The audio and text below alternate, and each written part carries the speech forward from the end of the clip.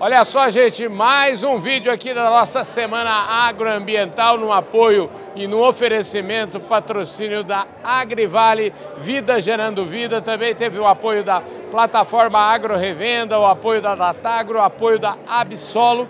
E a gente continua aqui na Conferência Internacional Josué de Castro sobre segurança alimentar e combate à fome. E agora, esse moço que está aqui do meu lado fez uma apresentação aqui, o pessoal gostou demais da apresentação, falando do trabalho de desenvolvimento rural feito na universidade. E aqui ele é do departamento da China Academy for Rural Development da Universidade Zhejiang, na China. Thank you very much for coming here.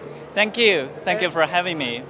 Tell me about your message principal, your message here in this event. Yeah, so I talked mostly about the importance of agricultural trade to resolve like the imbalance of food security that has been suffering from both the supply side and demand side pressures. What's the number in China about the food security? How many people left the poverty and can get meals normally? We used to have like 100 million people living in the poverty condition, hungry every day, but nowadays we have already successfully eradicated all of those rural people out of poverty status. The government have put lots of efforts to do so. Wow, how do you get there? Well, that's like a comprehensive strategy. The government has invented like 6 different ways to lift people out of poverty, including giving them direct subsidies, giving them like work opportunities, move some people living in suitable areas out of those places, just like a whole bunch of strategies to cope with that challenge. So you are so young. How long you work as in this STEM? I've been working for like 10 years. Wow, 10 years? Yeah. But this program has, what's the history of this program? How you started this? You know, in China, the rural issue and agricultural issue has always been a very important issue. We used to be, like 40 years ago, we still have like 80% of the population as farmers. But nowadays, this rate has been substantially declined to around 25%.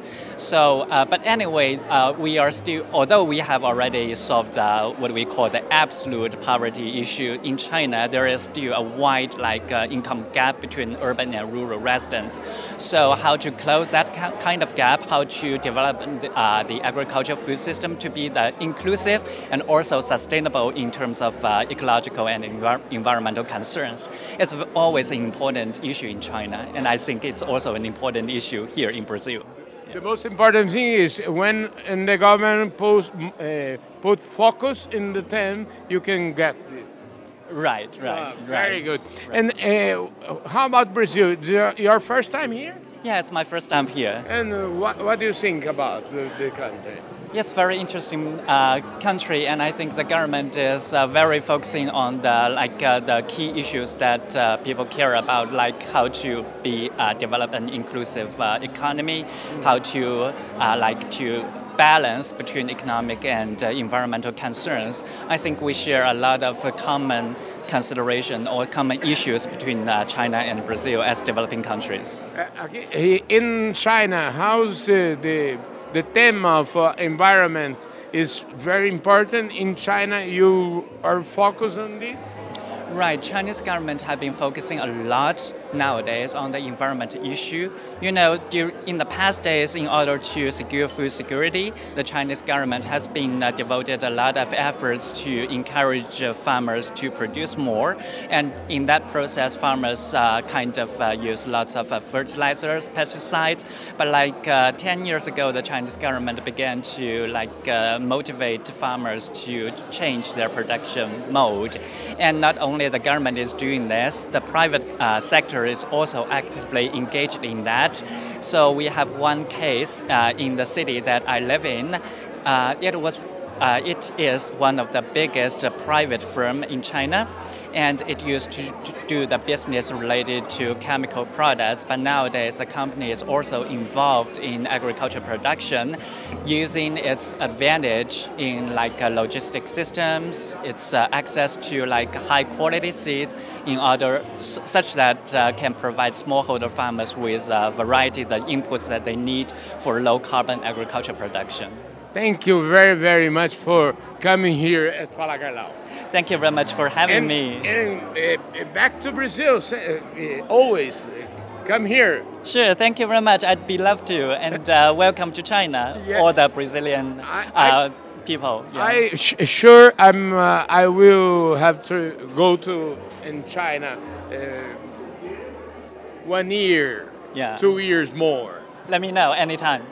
Thank you very much. Thank you. É isso aí. Eu falei aqui com o Rei Mao, ele que é da Universidade da China, que trabalha com desenvolvimento rural e fez um trabalhão, hein, gente? Imagina retirar mais de 100 milhões de chineses da pobreza. É o trabalhinho que eles fizeram lá. É isso aí.